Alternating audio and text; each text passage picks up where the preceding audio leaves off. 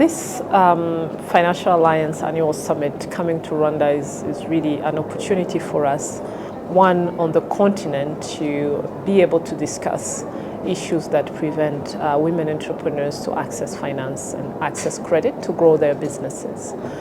But we know that Rwanda has made a lot of progress. When we look at the last, let's say, 15 years. In 2008, only 21% of Rwandans had access to a formal bank or microfinance account, and today we are at 92% of Rwandan adults, driven mainly by mobile money services, obviously, but also the expansion of our banking and microfinance sectors. But having access to a bank account or a mobile money wallet is not enough for, I would say, financial resilience, being of households or even businesses. And here we are trying to address one specific challenge.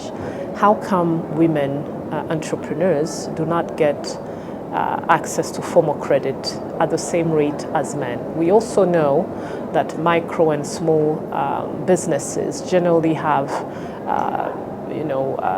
challenges accessing credit. But when it comes to women-owned or women-led businesses, that challenge is more acute. In Rwanda, of all loans that are dispersed by our banking or microfinance sector, only 16% goes to micro, small, and medium-sized enterprises. Yet these enterprises represent 99% of all enterprises. And when it comes to women, only 25% of those 18% goes to them. So we're trying to find ways to reduce that gap, and we've seen that it will bring economic gains. When we look at the ratio globally, estimates is that if we were to close the gender gap in financing of women entrepreneurs, it would add up to $6 trillion US dollars to the global economy. That's around 5.4%. If I take the global GDP in 2024, you apply the same ratio to Rwanda's GDP, we could earn up to $700 million by just closing the gap, the gender gap in financing of women entrepreneurs. So it's important, yes, to celebrate milestone of Rwanda almost reaching universal access to finance, but it has to go beyond just payments or transactional accounts. It has to be access to credit, access to insurance services, and then investments. So the fact that there's a commitment now by our 11 banks, but also the National Bank of Rwanda, the Minister of Trade and Industry, to collaborate to really address the challenges and obstacles that women entrepreneurs face in accessing banking services or formal financial services, but also accessing credit. So this commitment is a commitment, one, to use data to be able to have the right solutions to make sure that women entrepreneurs get access to credit, but also forces banks to create financial products that are tailored to the needs of women.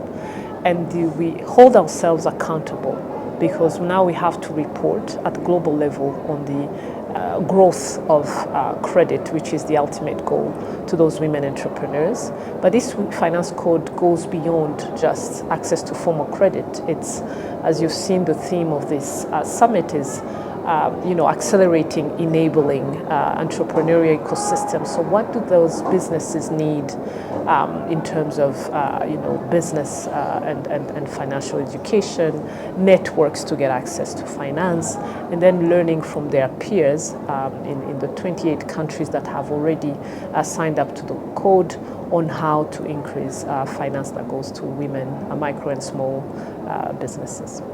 The National Bank of Rwanda, regardless of whether it was a man or female governor, has always been particularly attentive to making sure that the regulatory environment that we set is inclusive. And there had been efforts to, one, put in place and implement gender inclusive finance initiatives at the bank level, including one, financial literacy programs targeting women in rural areas.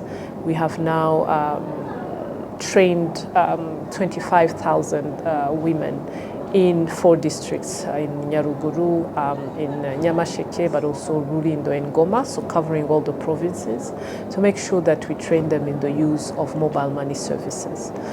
And we also collaborate with the industry on other awareness campaigns or financial literacy campaigns, but also making sure that we track gender desegregated data and making sure that we know whether credit's going to men and women from each financial institution. So using what we call SupTech or supervision technology tools, our electronic data warehouse is able to capture data from the different banks and microfinance that show us the progress that we're making in closing the gender gap in finance.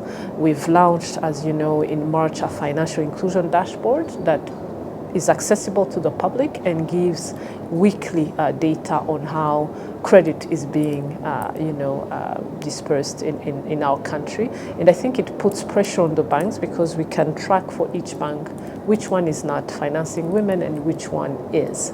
And then they're able to learn from those practices. But we are really happy that today they've all committed, whether it's women-led banks or men-led banks, to really do something to increase access to finance for women entrepreneurs.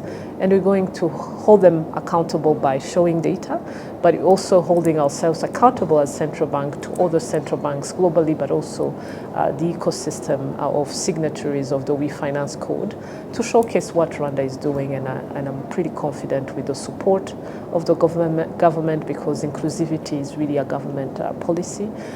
You've seen the Ministry of Trade and Industry as part of the signatories. We've heard from Her Excellency First Lady the commitment and support at high level of this initiative. And so there's no reason why Rwanda is not going to be among the best, I would say, implementers of the We Finance Code. Signing a commitment is one thing, but the results is what really counts. I mentioned this figure of how much increasing finance to women entrepreneurs may or has the potential to bring to our GDP. So we'll be sure that we see and can justify that we've contributed to increasing our GDP by $700 million just by increasing finance or facilitating loans to women entrepreneurs. And we committed to use data for that and be accountable. So that's what I'm hoping to see. And from the conversations that we've had is that the ultimate goal would be that in 10 years, you don't have an annual summit on financial, on increasing finance to women, because they will all have access. They will all be using financial services at the same rate as men. And so we will probably be having other summits discussing other challenges, but definitely not the challenge of women not accessing finance.